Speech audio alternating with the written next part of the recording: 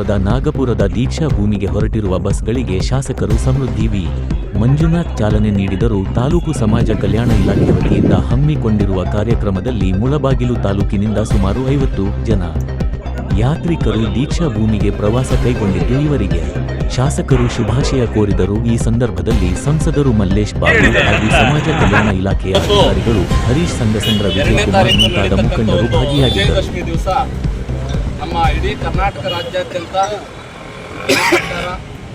ಮತ್ತು ನಮ್ಮ ಮುಳಬಾಗ ತಾಲೂಕು ಜನಪ್ರಿಯ ಶಾಸಕರ ನೇತೃತ್ವದಲ್ಲಿ ಮಾನ್ಯ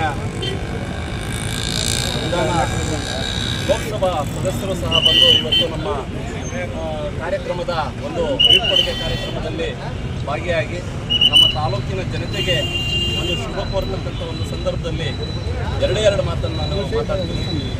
ಏನು ಅಶೋಕ ಚಕ್ರವರ್ತಿ ಮಹಾರಾಜರು ಹಿಂದೆ ಯುದ್ಧ ಮಾಡ್ತಕ್ಕಂಥ ಒಂದು ವಿಜಯದಶಮಿ ದಿನ ಆಗಿರ್ತದೆ. ಆ ಯುದ್ಧದ ಅವಧಿಯಲ್ಲಿ ರಕ್ತಪಾತವನ್ನು ನೋಡಿ ನಾನು ಇವತ್ತಿನಿಂದ ಈ ಯುದ್ಧವನ್ನು ಕೈ ಬಿಡಬೇಕು, ರಕ್ತಪಾತವನ್ನು ಕೈ ಬಿಡಬೇಕು, ಇಡೀ ದೇಶಕ್ಕೆ ಶಾಂತಿ ನೆಲೆಸಬೇಕು ಅಂತೇಳಿ ಶಾಂತಿ ಕೋರಿದಂಥ ದಿನ ವಿಜಯದಶಮಿ ದಿನ. ಇದನ್ನು ನಾವು ಪ್ರತಿಯೊಬ್ಬರೂ ಅರ್ಥಕೊಬೇಕು. ವಿಜಯದಶಮಿ ಅಂತಂದರೆ ನಾವು ಖಾಲಿ ಗಾಡಿಗಳಿಗೆ ಅದಕ್ಕೆ ಇದಕ್ಕೆಲ್ಲ ಇವತ್ತು ಪೂಜೆಗಳು ಮಾಡ್ಕೊಳ್ತೀವಿ. ಆದರೆ ಹಿಂದೆ ಏನಿತ್ತು ಇತಿಹಾಸ, ಇವತ್ತು ಏನಾಗ್ತಾ ಇದೆ ಅನ್ನೋದನ್ನು ನಾವು ಅರ್ಥಕೊಬೇಕಾಗಿದೆ.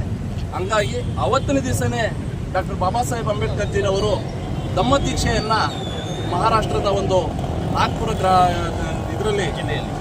ಗ್ರಾಮದಲ್ಲಿ ಅವತ್ತು ಲಕ್ಷಾಂತರ ಜನಗಟ್ಟಲೆ ಏನು 6 ಲಕ್ಷ 7 ಲಕ್ಷ ಜನ ಸಮೂಹದಲ್ಲಿ ಧಮ್ಮ ದೀಕ್ಷೆಯನ್ನು ತಗೊಂಡಂಥ ಒಂದು ದಿನವಾಗಿರ್ತದೆ. ಹಂಗಾಗಿ ಇವತ್ತು ಇಡೀ ಸಮುದಾಯ ಇವತ್ತು ನಾವೆಲ್ಲನೂ ಬಯಸ್ತಾ ಇದ್ದೀವಿ. ಬುದ್ಧನ ಆದರ್ಶಗಳನ್ನು ನಾವು ಮನಗಾಣಬೇಕು. ಬಾಬಾ ಸಾಹೇಬರ ಒಂದು ಆಲೋಚನೆಗಳನ್ನು ಮೈಗೂಡಿಸ್ಕೊಬೇಕು, ಅವರ ಹಾದಿಗಳಲ್ಲಿ ಹೋಗಬೇಕು ಅಂತೇಳಿ ಏನು ಸಾಹೇಬರು MLA ಸಾಹೇಬರು ಒಂದು ಸಂದೇಶ ಕೊಟ್ಟಿದ್ದಾರೆ. ಆ ಸಂದೇಶದ ಜೊತೆಗೆ ನಾವೆಲ್ಲ ಕೈ ಜೋಡಿಸುವಂಥ ಒಂದು ಇದಾಗಬೇಕಾಗಿದೆ.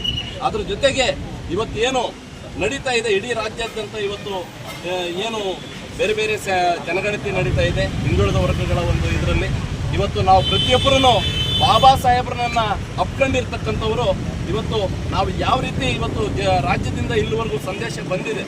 ನಾವು ಜಾತಿ ಕಾಲಮಲ್ಲಿ ಏನು ಮಾಡಬೇಕು, ಸಬ್ ಕಾಲಮಲ್ಲಿ ಏನು ಮಾಡಬೇಕು, ಧರ್ಮದಲ್ಲಿ ಏನು ಮಾಡಬೇಕು ಅನ್ನೋದನ್ನು ಇವತ್ತು ನಾವು ಎಲ್ಲರೂ ಪ್ರತಿಯೊಬ್ಬರೂ ಅದನ್ನು ಕಿವಿ ಕೊಟ್ಟು ಕೇಳಿದ್ದೀವಿ.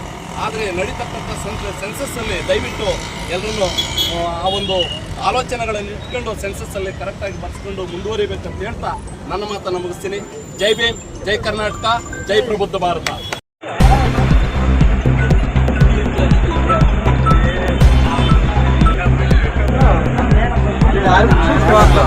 I'm